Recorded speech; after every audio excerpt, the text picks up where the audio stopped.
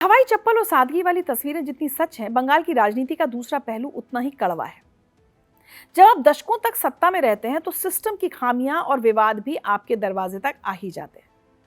ममता बनर्जी का सफर भी इसका अपवाद नहीं रहा।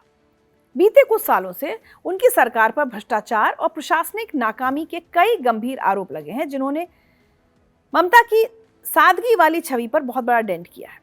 जुलाई 2022 में प्रवर्तन निर्देशालय ने शिक्षक भर्ती घोटाले में छापेमारी की तो पूर्व मंत्री पार्थ चैटर्जी के करीबी सहयोगी अर्पिता मुखर्जी के 2 ठिकानों से नोटों का पहाड़ मिला।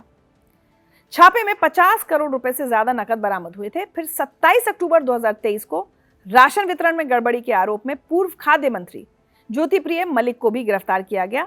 और तो और कोयला और मवेशी तस्करी के मामलों में जांच की आंच उनके भतीजे अभिषेक बैनर्जी तक भी पहुंची। भ्रष्टाचार के इन दागों ने उनकी सादगी वाली छवि को नुकसान तो पहुंचाया, लेकिन एक प्रशासक के तौर पर ममता बनर्जी की सबसे बड़ी आलोचना इस बात को लेकर होती है कि वो कड़े सवालों और विरोध को कैसे हैंडल या फिर मिस हैंडल करती हैं। जब भी कोई उनकी सरकार पर सवाल उठाता है तो उनका रवैया अक्सर डिफेंसिव या हद से ज्यादा आक्रामक हो जाता है। इसका सबसे मशहूर उदाहरण साल 2012 का वो टीवी इंटरव्यू है, जिसे शायद ही कोई भूल सकता है। उस वक्त पत्रकार सागरिका घोष के एक टीवी शो के दौरान उनसे कुछ छात्रों ने तीखे सवाल पूछे। ममता बनर्जी उन सवालों पर इतना तिलमिला गईं कि उन्होंने कैमरे के सामने अपना माइक निकाला, उसे मेज पर पटका और शो छोड़कर चली गईं। उस दिन उन्होंने सवाल पूछने वाले छात्रों तक को माओवादी बता दिया था। लेकिन भारत की राजनीति का यू टर्न देखिए। जो पत्रकार सागरिका घोष उस दिन उनके गुस्से का शिकार हुई, आज वही टीएमसी की तरफ से राज्यसभा की सांसद हैं।